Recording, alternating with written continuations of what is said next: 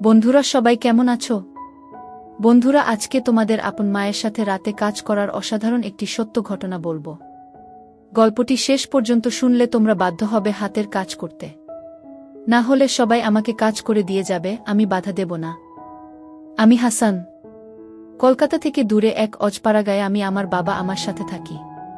আমার বাবা একজন ব্যবসায়ী ও গ্রামের চেয়ারম্যান। বয়স ৫৫। আমার বয়স ৩৩। ১৫ বছর বয়সে আমার বাবার বিয়ে হয়েছিল। আমার এখন বয়স ১৮। আমার মায়ের নাম তানিয়া বেগম, আর ৫ গ্রামের মেয়েদের মতো কিন্তু খুবই লাজুক ও বোকা। আমাকে জ্ঞান হওয়ার পর থেকে এখনো উঁচু গলায় কথা বলতে শুনিনি। আর বাবাকে তো বাঘের মতো ভয় পায়। আমি খুবই ভালোবাসি বাবাকে। আমরা তার চেয়ে বহুগুণ ভালোবাসে আমায়। আজ পর্যন্ত কখনো কড়া গলায় আমায় কিছু বলেনি। মা একটা সময় ভাবতাম অন্যরা আমার কাছে বোকা বাস আসন পায়, কিন্তু আমি পাই না কেন, কিন্তু এখন ভালো লাগে। যাই হোক, আমার আম্মা পৃথিবীর সবচেয়ে সুন্দরী বললেও কম হবে, কারণ আমার বয়সী একজন নারী আমার সমান সন্তানের এত কম বয়সে জন্ম দিলে শরীর ভাঙার কথা। কিন্তু মা সামান্য তা হয়নি। বাড়ির সব কাজ আমরা একা হাতে সামলাই। তবে ধানের বোতলে একজন কাকি এসে সাহায্য করে আমাকে। যাই হোক, আমার আম্মা বাড়িতে সালোয়ার কামিজ আর সুতির শাড়ি পরেন। আমার বাড়িতে এবং বাহিরের সব সময় নিজের পোশাক নিয়ে সংবেদনশীল। কখনো বাড়ির বাইরে যায় না। একান্ত প্রয়োজনে আব্বা নিয়ে না গেলেও বোরকা পরে যায়। আর বাড়িতে সর্বোচ্চ হলেও না বুকে গুলি কোমরে বেঁধে নেয়। আমার কাছে আমার সৌন্দর্য হঠাৎ করে প্রকাশ পায়। একদিন রাতে প্রস্রাবের চাপে ফেলে উঠে বাইরে যায়। আমাদের টয়লেট ঘর থেকে একটু দূরে। আব্বা আমার ঘরের সামনে দিয়ে যেতে হয়। তো আমি তাদের ঘরের সামনে আসতে একটা শব্দ পেলাম। শব্দটা বুঝতে পারছিলাম না, তবে আমাদের ঘর থেকে আসছে। ভালো মন্দ বিচার না করে কৌতূহলী হয়ে এগিয়ে জানালার কাছে এসে দাঁড়াতেই শব্দ কিসের বুঝতে পারি, কাঠের খাটের খচখচ শব্দ হচ্ছিল। আমার বুঝতে বাকি নেই কিসের কারণে শব্দ। কখনো আব্বা আমাকে খারাপ নজরে দেখে নিন, কিন্তু কেন জানি না সেদিন আমি সব জেন গুলিয়ে ফেলি। জানালায় হাত দিয়ে দেখি বন্ধ ভিতর থেকে। তাই হতাশ হলাম। কিন্তু হঠাৎ নজর পড়ল জানালার পাশ দিয়ে টিনের জোড়ায় কিছুটা ফাঁকা দিয়ে ভিতর থেকে আলো আসছে। আমি তাড়াতাড়ি চোখ রাখি তাতে। এরপর যা দেখলাম তা ছিল আমার রক্ত গরম করা দৃশ্য। আমি ওটা ভুলে প্রচণ্ড প্রস্রাব পাওয়ায় দৌড়ে টয়লেটে যায়। প্রস্রাব করে এসে আর একবার চোখ রাখলাম, কিন্তু এবার মনে একটা বজ্র পড়ল। আমার উপর এখন আবার শুয়ে আছে, কিন্তু আমার চোখ দিয়ে টপটপ করে পানি পড়ছে মাটিতে। এটা দেখে আমার বুকে প্রবল আঘাত পেলাম। আমার কাছে কেন, আমাকে প্রথম কাঁদতে দেখে আমার অস্থির লাগছিল। ইচ্ছে করছিল বুকে জড়িয়ে জিজ্ঞেস করি কেন কাঁদছ, কিন্তু পারলাম না।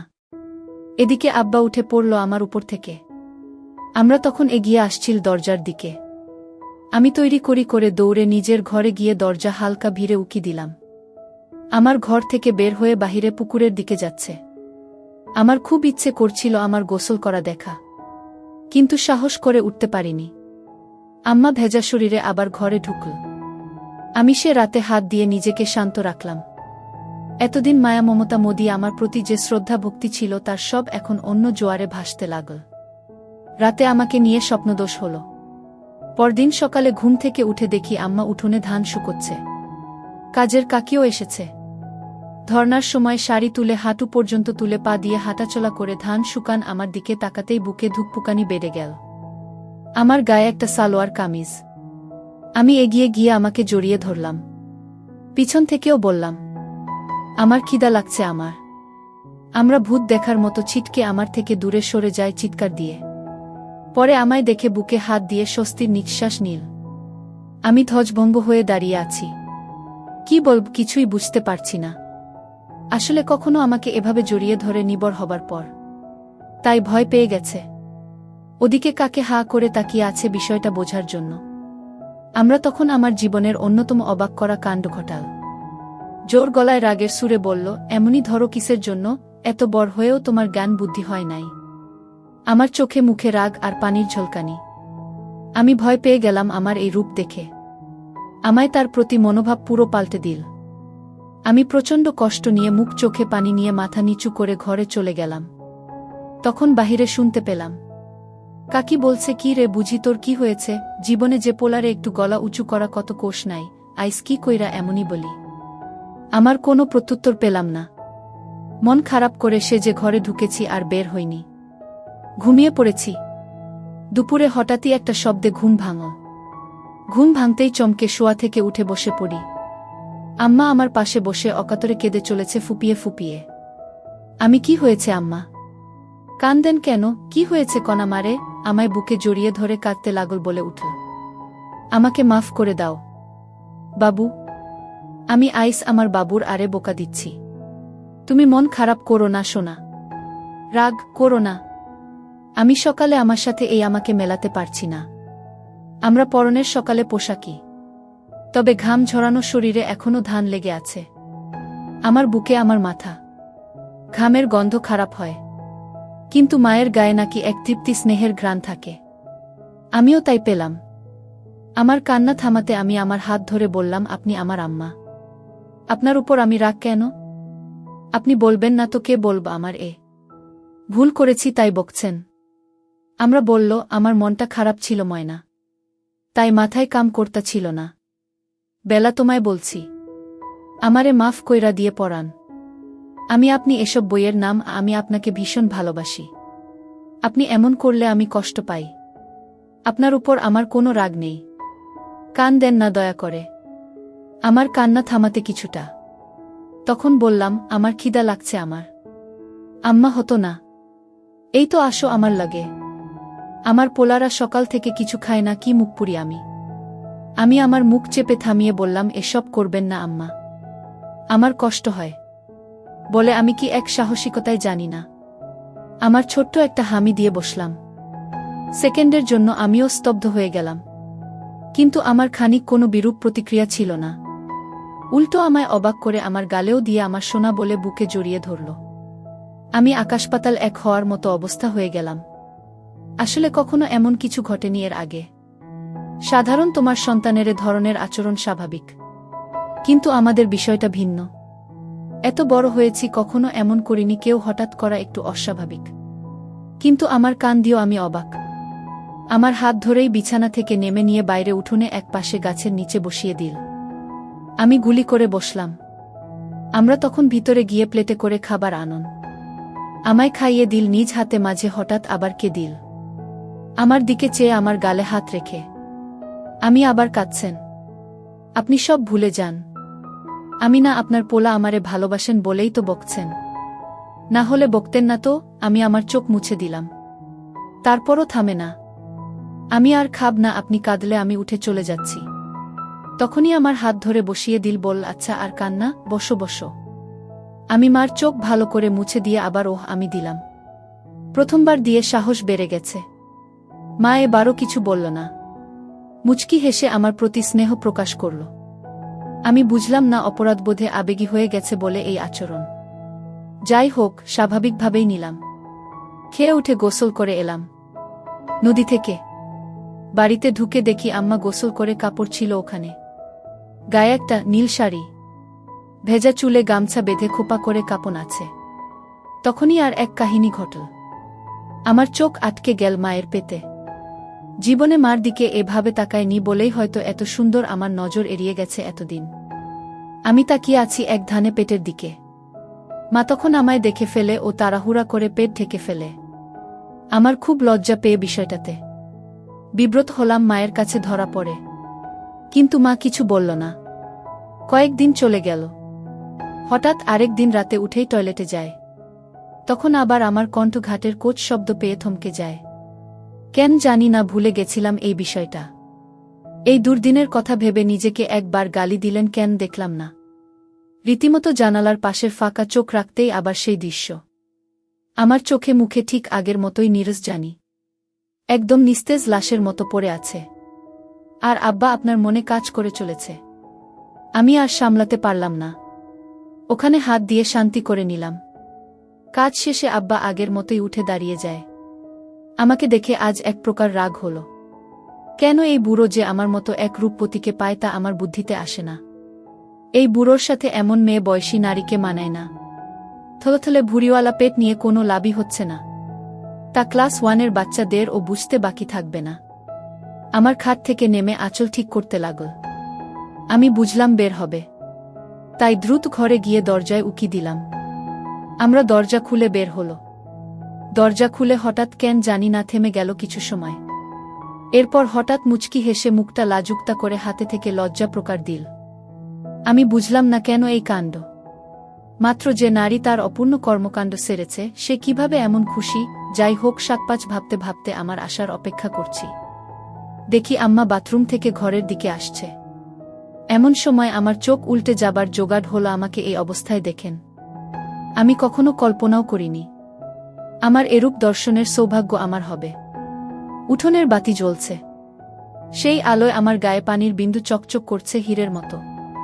হঠাৎ আমার ঘরের সামনে এসে থেমে গেল।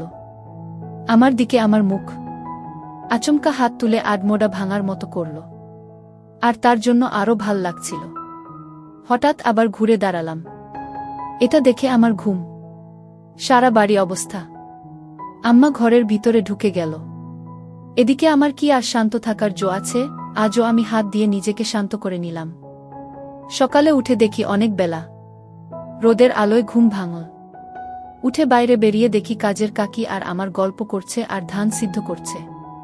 আমি গিয়ে তাদের সামনে দাঁড়ালাম। কাকে বল, আপনি উঠছেন? এত বেলা কইরা কেউ ঘুমায়?